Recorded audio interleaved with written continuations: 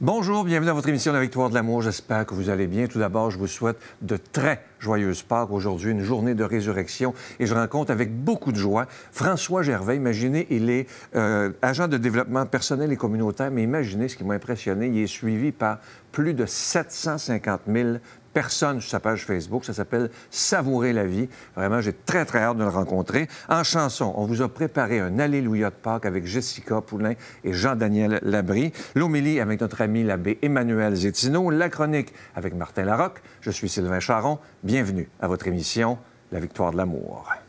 Un seul geste de toi viendra mon secours.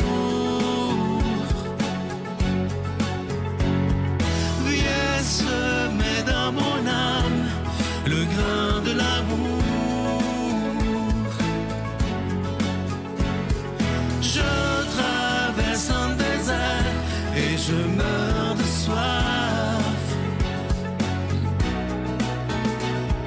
Montre-moi le mystère qui garde la foi. Tout d'abord, joyeuse Pâques, François. Bien, merci. Merci d'être là. Je lisais votre histoire hier et c'est assez bouleversant. Je dois vous dire que je lisais ça, je me disais, notre chercheuse avait raison. Avant votre naissance, votre mère, qui était souffrante, très, très souffrante, a décidé de s'avorter elle-même. Oui. Qu'est-ce qui s'est passé? Bien, on recule dans les années 60, c'est pas comme aujourd'hui. Alors, c'était largement caché. Ma mère souffrait de graves problèmes d'alcool et aussi, on était... Bon, la famille était très, très démunie. Fait qu'elle a tenté de s'avorter. Et évidemment, on me le racontait après, là. L'hypothèse, c'est qu'il devait en avoir deux, puisque je suis ici présentement, là. Fait que... Vous êtes déjà un miracle, finalement. T'es déjà un miracle, finalement. Ma vie a déjà commencé par un impossible. Oui, exactement. Ouais. Et par la suite, quand ta mère a réalisé que tu étais là, elle te rejette. Oui, bien, elle vivait une dépression. C'était difficile pour elle. J'ai été placé en face de chez moi. Le reste de ma famille y allait. Et déjà, où j'étais placé, on m'avait dit, si tu es tranquille, tu déranges pas, on t'entend pas, tu vas pouvoir retourner là plus rapidement. Alors, c'est ce que j'ai fait. Je suis tombé dans un mutisme. Ça m'a valu des troubles de langage, de dyslexie. J'ai parlé très tard là, dans ma vie, là. Et ça, est-ce que ça a été une blessure qui t'a suivi très longtemps, le rejet de la mère? Bien, une blessure inconsciente. Ça m'a amené à essayer... j'ai vécu un peu avec le sentiment d'imposteur. Alors, je devais me prouver. C'était un sentiment permanent de performance, de me sentir utile. Alors, je me suis dévoué une bonne partie de ma vie pour essayer d'impressionner mes parents par mes succès et tout ça, là. Mais ça s'est avéré que c'était une course perpétuelle qui ne donnait pas les résultats voulus, là. Et dans la vingtaine, ça m'a beaucoup touché. Là, c'est comme le cancer de l'âme qui arrive. Qu'est-ce qui arrive, là? Bien, c'est ça. Dans ma lutte à la performance, en enseignant d'être ce que les autres voulaient que je sois, j'étais devenu rien. Mais absolument plus rien. Puis un bon matin, ça ne fonctionne plus. Mon corps se met à me faire mal. J'ai une migraine terrible. Plus de goût de rien, plus de goût de me lever. Et là, ce n'est plus la vie qui ne m'intéresse plus, c'est moi. Et là là. C'est moi, je me mets à me détester, là, mais comme c'est pas possible d'haïr une personne comme ça. Et là, bien, je pose les premiers gestes suicidaires, et ce qui m'a valu là, une longue hospitalisation par la suite. Là. Ça a duré combien de temps? Je vais y rentrer une semaine. Je suis resté 6 mois, et c'était une descente. Bien, on n'a jamais su le diagnostic. C'était pas une dépression, c'était pas une autre genre. Je ne répondais à aucun traitements médicaux et c'était décourageant. J'étais prêt à tout, même à des électrochocs, à tout. Et bon, comme je disais tantôt, je me suis tellement mis à me détester que j'ai posé des gestes très, très violents à mon égard. Ah oui? Puis je l'assume aujourd'hui. Comme? Pour moi, il ne suffisait pas de me tuer, il fallait que je le fasse avec violence. Alors, c'est ce qui m'a valu une hospitalisation en garde fermée avec un gardien avec moi 24 heures sur 24. Je ne pouvais même pas aller à la toilette tout seul. Je n'avais plus aucune intimité parce que j'étais devenu un danger pour moi.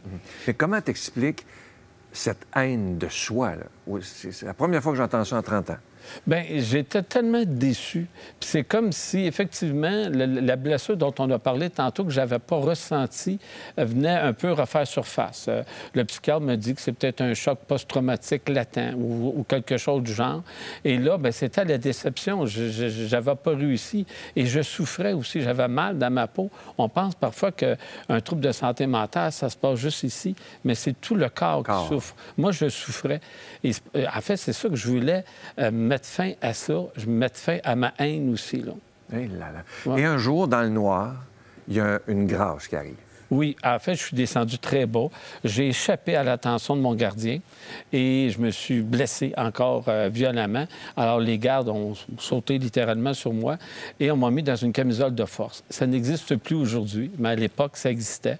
Et j'étais momifié sur une espèce de matelas très dur, à plein ventre. Et ça, je m'en souviens. Il y a des bouts que je me souviens pas, parce que j'ai souffert aussi de dépersonnalisation. Ça, c'est quand je parle à la troisième personne, incapable de me tuer. J'avais comme quitté mon être pour ne pas souffrir. Et là, j'ai été pleinement conscient de ce qui m'arrivait. Je suis dans le vide total, le noir absolu, parce que c'est une salle d'isolement, il fait noir. J'ai de la misère à respirer. Et soudainement, j'ai l'impression de mourir. Et là, c'est un soulagement. Mais je croyais que j'étais en train de mourir, mais j'étais en train de naître. Et j'ai été frappé, c'est le cas de le dire, là, mais frappé d'une tendresse et non pas frappé d'une violence, d'une grâce que j'ai jamais revécue par la suite.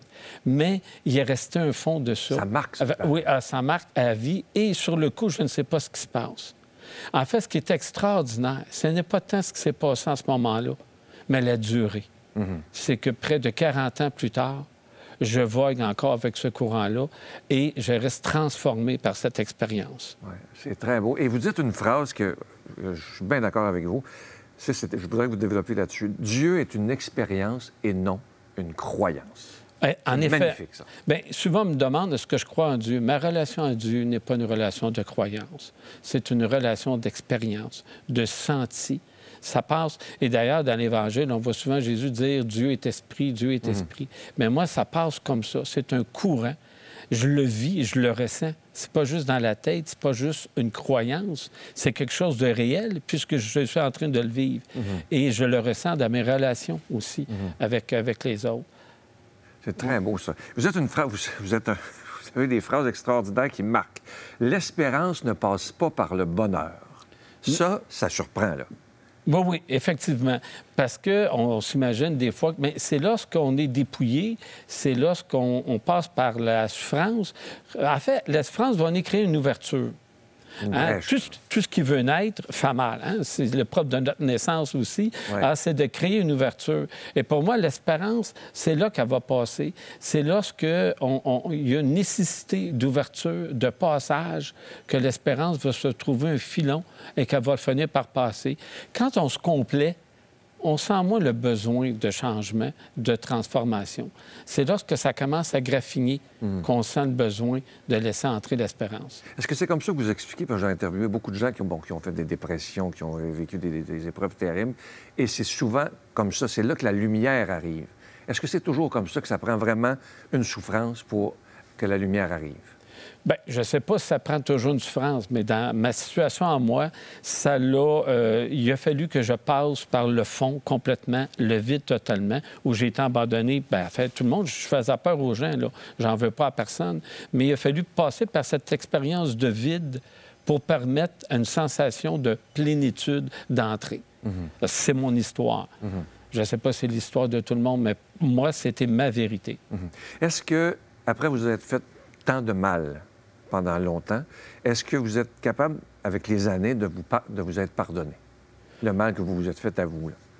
Oui, j'aime pas le ressentiment. Alors, effectivement, je me suis pardonné en raison aussi de ce que j'ai fait avec ça. Comment je me suis laissé transformer, puis le bien qui en est ressorti de tout cela. Ce n'est pas été que du mal, évidemment, sur le coup. Puis je ne suis pas en train de banaliser ce que j'ai fait. Au contraire, OK? C'est inacceptable dans un sens. Mais là où ça devient différent, c'est ce que ça a permis, ce qui est né des cendres. Ouais. Vous avez un fils de 23 ans qui est autiste. Oui. Qu'est-ce qui vous apporte, cet enfant-là? La différence. La différence. Et c'est une ouverture. Je parlais d'ouverture tantôt. Mon fils, au quotidien, m'invite à l'ouverture, à quelque chose de différent, à quelque chose aussi qui me dépasse, à quelque chose qui est plus grand que moi. Parce que c'est un être qui est fascinant. Il ne réfléchit pas comme, bon, on est habitué. Il va avoir des comportements inattendus parfois. Et bien, c'est ça. Ça m'amène à le découvrir et à l'aimer dans sa différence. Les gens m'ont toujours dit que ça a été une épreuve. Non, c'est un fils. Ça peut être une épreuve. Oh, j'aime ça. C'est pas une épreuve, c'est un fils. Oui. C'est de toute beauté, ça. Oui. Donc, vous avez la foi, vous en avez parlé. Comment, je sens que vous le vivez d'une façon très, très belle, comment vous priez? Ma prière n'est jamais une prière de demande. Parce que pour moi, une demande, c'est comme s'il y avait déjà un non-confiance. Je sais que Dieu sait plus que moi que ce dont j'ai besoin et à quoi je suis appelé. Pour moi, ma prière est encore là une relation, une ouverture à ce que la lumière puisse passer. C'est une disposition de l'esprit. Alors, quand je prie, je m'ouvre, j'accueille, je me mets à disposition pour que la lumière puisse rentrer. Après, ça ne m'appartient pas. Moi, ce qui m'appartient, c'est d'ouvrir ma porte à la lumière. Pour moi, la prière, c'est ça. C'est beau, en mot, t'as dit. Hein? Comment vous expliquez, je suis allé voir votre page Facebook, 757 000 personnes. Bon. Comment vous expliquez ce succès-là? Parce que vous êtes un modèle pour quand même plus de 700 000 personnes, là. Oui, mais en même temps, je me méfie toujours de me glorifier ou bon, de faire quelque chose par rapport à ça parce que c'est une relation. Ça prend une réception aussi. Oui, j'ai le mérite d'écrire, d'avoir une page, mais il y a une relation. Il y a des gens qui reçoivent aussi ce message-là. Et ces personnes-là ont la même importance que moi. Alors, c'est toujours au niveau... Et comment je l'explique? Je pense que c'est la vérité, être vrai, toucher. C'est la seule explication que j'ai. C'est pas tellement dans le beau, dans le sens esthétique, mais le beau dans le sens du vécu, du vrai. Ouais. Croyez-vous que si vous n'aviez pas vécu toute cette souffrance-là en étant jeune, dans la vingtaine, vous seriez devenu ce que vous êtes aujourd'hui? Bon, on n'a pas de preuve de ça, mais fondamentalement, pour moi, c'est clair que je ne serais pas devenu la personne que je suis, pas avec la même sensibilité. Une des forces que j'ai gardé de cette expérience-là, c'était une grande sensibilité. Et j'en suis fier aussi, parce que ça me permet de vivre intensément. Pour moi, le bonheur, c'est ressentir la vie intensément. Ce n'est pas un bonheur facile ou quelque chose. C'est pas quelque chose qui va toujours bien. Parce que même dans la souffrance, la vie peut être intense aussi. La vie peut être belle malgré la souffrance. Oui. Parce que oui, c'est beau, on peut s'émerveiller, pas qu'on désire la souffrance, mais parce que la vie est riche. En tout cas, c'était une joie de vous recevoir en ce jour de Pâques parce que vous êtes plein d'espérance. Tu es plein d'espérance, pardon. Et j'invite les gens à aller voir la page Facebook de François. C'est savourer, c'est ça, savourer la vie. Savourer la vie. Vous allez voir, c'est beau, c'est simple et c'est vrai, comme il nous le disait. Je t'offre une très, très belle chanson, un Alléluia de Pâques. J'ai entendu les répétitions, c'est magnifique, interprété par Jessica Poulain et Jean-Daniel Labrie. Ça va être un beau moment de grâce. Merci beaucoup. Merci à toi. Merci beaucoup. Merci.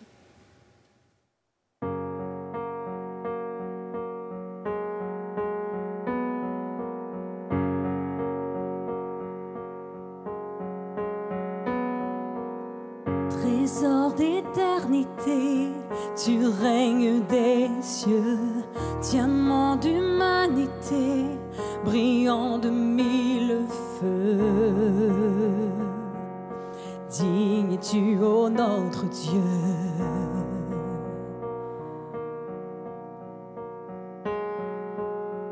Majesté infinie, beauté sans égale, ton éclat resplendit comme 1 million d'étoiles. Digne es-tu, ô notre Dieu.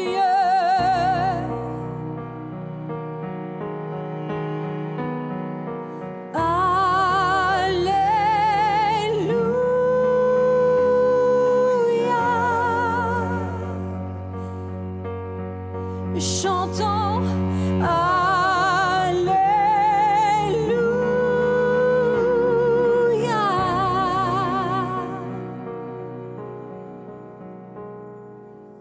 Tous les anges éblouis, milliers et myriades, prosternés devant lui, d'un même chant proclame.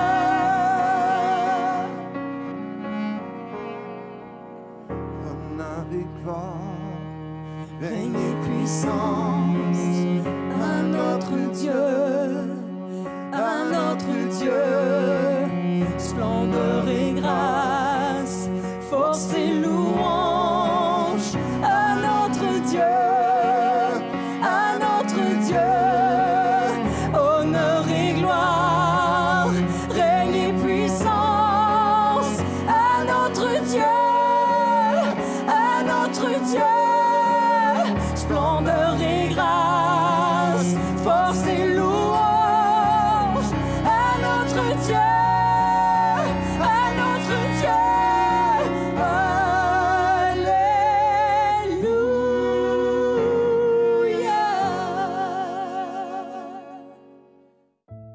Notre Père qui es aux cieux, que ton nom soit sanctifié, que ton règne vienne, que ta volonté soit faite sur la terre comme au ciel. Donne-nous aujourd'hui notre pain de ce jour. Pardonne-nous nos offenses, comme nous pardonnons aussi à ceux qui nous ont offensés. Et ne nous laisse pas entrer en tentation, mais délivre-nous du mal, car c'est à toi qu'appartiennent le règne, la puissance et la gloire pour les siècles des siècles. Amen. La Victoire de l'amour vous invite à célébrer 30 ans d'amour au Centre Vidéotron de Québec le 24 mai 2025 de 13h à 17h. Avec Mélissa Bédard, Patrick Normand, Nathalie Laure, Guylaine Tanguay et la présence exceptionnelle de Michel Thor.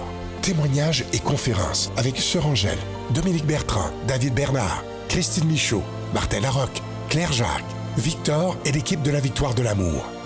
Billets en vente maintenant sur lavictoiredelamour.org.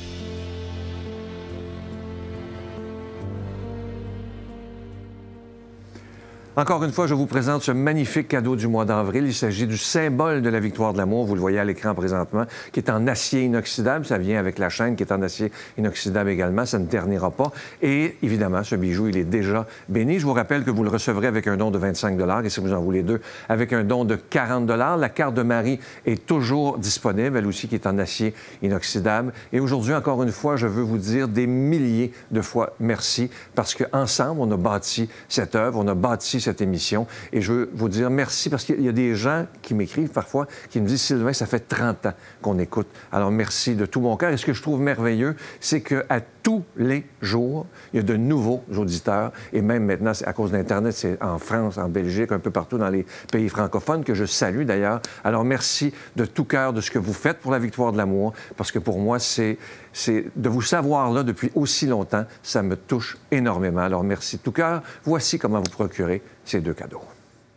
Par la poste, à la Victoire de l'amour, casier postal 120, succursale Boucherville à Boucherville, le J4B 5E6, ou par téléphone, par carte de crédit, du lundi au jeudi, de 8h à 17h, au 514-523-4433, ou à notre numéro sans frais, le 1-888-811-9291. Également sur notre site Internet, le www.lavictoiredelamour.org.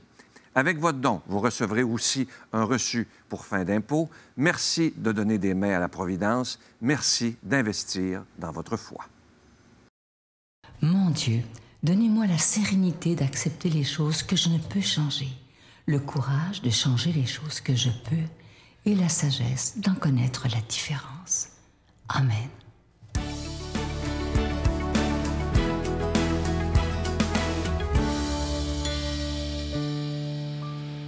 Bon dimanche, les victorieux, les victorieuses et tous ceux qui doutent encore. J'espère que vous allez bien. Dans le thème de Pâques, évidemment, je ne vous apprends rien là, si je dis qu'il y a une renaissance, il y a le printemps, il y a une fièvre du nouveau. Alors moi, mon thème cette année que j'ai créé, c'est « Retrouver sa joie de vivre ». C'est pas mal comme thème. Je sais que ça prend une certaine confiance pour retrouver une joie de vivre. Puis la confiance, by the way, est toujours là, OK? Standard equipment est en nous. Mais il faut la retrouver, puis on pense que c'est à travers les succès qu'on retrouve la confiance, puis c'est pas vrai. C'est de la façon qu'on va se relever des échecs, des obstacles, des mauvais moments, des ruptures, des deuils, puis de la maladie. C'est de cette façon-là qu'on va retrouver la confiance. Parce que tout ce qu'on a vécu ou tout ce qu'on vit n'est pas une condamnation. C'est une leçon. Ça veut dire qu'il faut en faire quelque chose de cette leçon-là. Évidemment, plus je réfléchis là-dessus, plus je me rends compte que l'humain, là, contrairement à ce qu'on pourrait croire, c'est un phénix. On est des phénix. On renaît de nos cendres facilement. Mais on renaît de nos cendres. Puis, évidemment, il faut le choisir. C'est quelque chose qu'on ne laisse pas toujours au hasard. Il faut choisir que j'accepte de ressortir plus fort de cette expérience-là. Puis plus que ça, tout ce qui a été difficile, tout ce qui a été rough, plus tard, va être beau et bon. Je sais que vous ne voulez pas l'entendre si vous êtes dans l'œil du cyclone, OK? Je comprends ça. Je comprends ça. Mais ça va être beau et bon. Et c'est ça qui va contribuer à notre bonheur plus tard. C'est d'accepter que tout ce qui a été rough va être extraordinaire. Puis ça va mener au bonheur qu'on a aujourd'hui. Donc, il faut accepter cette idée de bonheur, pas la rejeter, parce qu'on peut la rejeter, qu'on va s'approcher de notre vérité, puis que ça s'installe autour de nous. Puis ce qui s'installe autour de nous, avec telle couleur, c'est cette couleur-là qui attire. Fait que si vous installez le bonheur, vous allez attirer le bonheur. Vous allez voir que vos comportements vont être extraordinaires. Vous allez renaître de quelque chose. Ben oui, vous en valez la peine. Come on.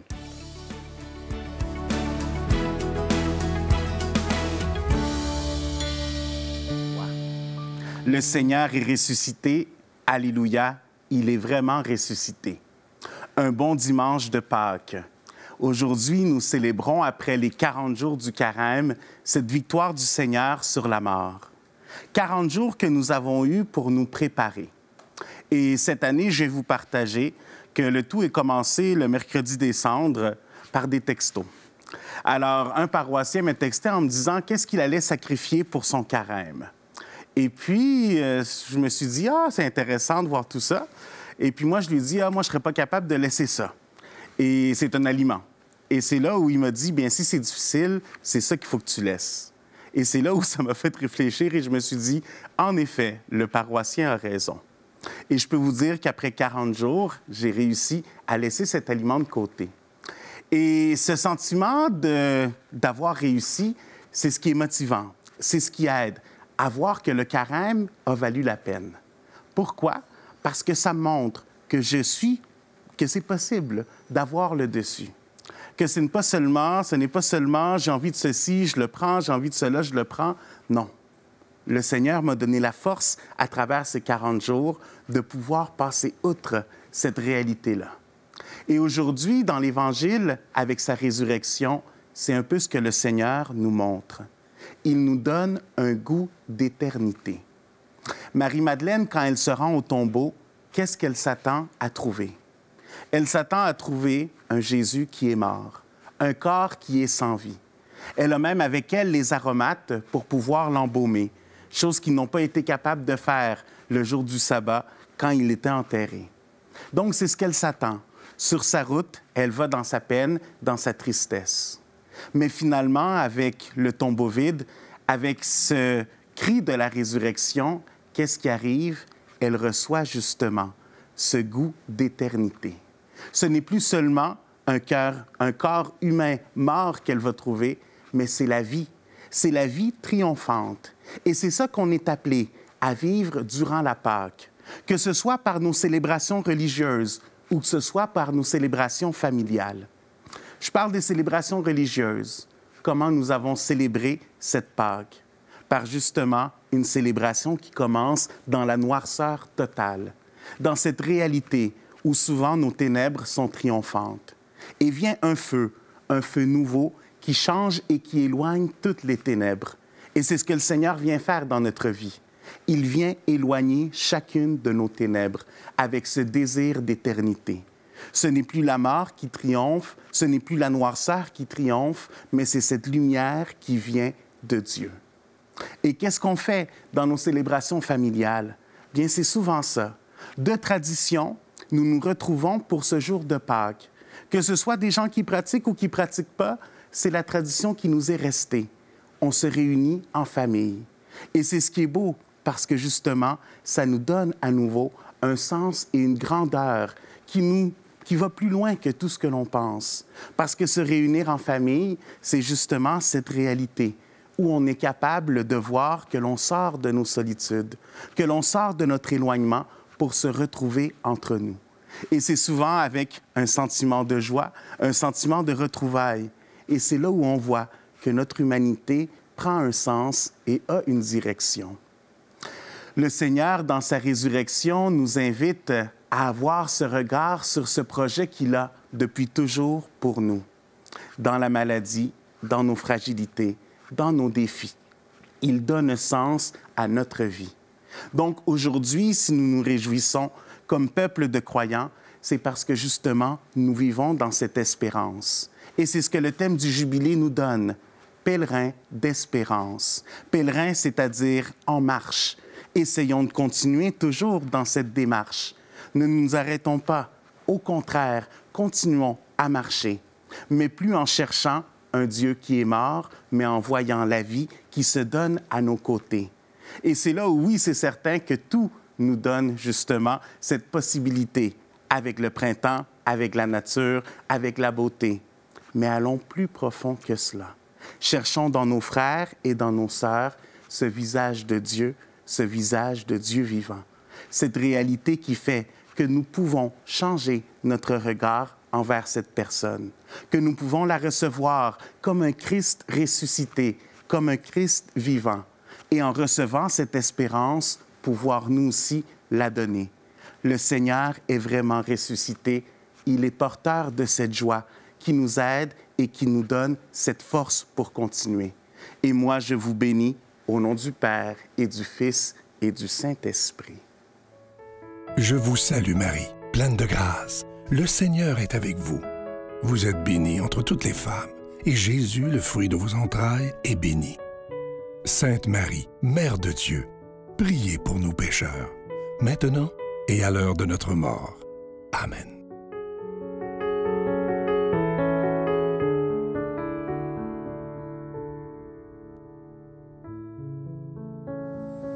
Mais là, ça y est, c'est dans un mois qu'aura lieu ce grand rassemblement de la Victoire de l'amour au Centre Vidéotron de Québec, le samedi 24 mai prochain. Je vous rappelle que ça débute à 1h de l'après-midi et les portes ouvriront à 11h30. Il y a déjà des milliers de personnes qui ont réservé. Alors, je vous rappelle comment vous procurez vos billets. Tout d'abord sur notre site Internet, qui est le www.lavictoiredelamour.org, ou, si vous préférez par téléphone, directement à la billetterie du Centre Vidéotron du lundi au vendredi de 10h le matin à 3h l'après-midi. Je vous donne le numéro 1-877-658-9866, 1-877-658-9866. Il y a également Groupe Voyage Québec qui organise des autobus d'un peu partout au Québec et au Nouveau-Brunswick. Vous voyez la liste présentement à l'écran. Leur numéro de téléphone, eux, ils vous vendent le billet et le transport en autobus. Alors, c'est le 1-866-441-4390, 1-866-441-4390. Venez avec des amis. Moi, ce que je trouve absolument magnifique, c'est que ça fait des années au Québec qu'on n'a pas vécu de grands rassemblements, des méga rassemblements. Et je dois vous dire, il y a des gens qui m'ont demandé est-ce qu'on va voir bien de partout. Évidemment, il y aura des écrans géants. Alors, je vous promets, peu importe où vous allez être, vous allez très bien voir. Joyeuse Pâques encore une fois et bonne semaine.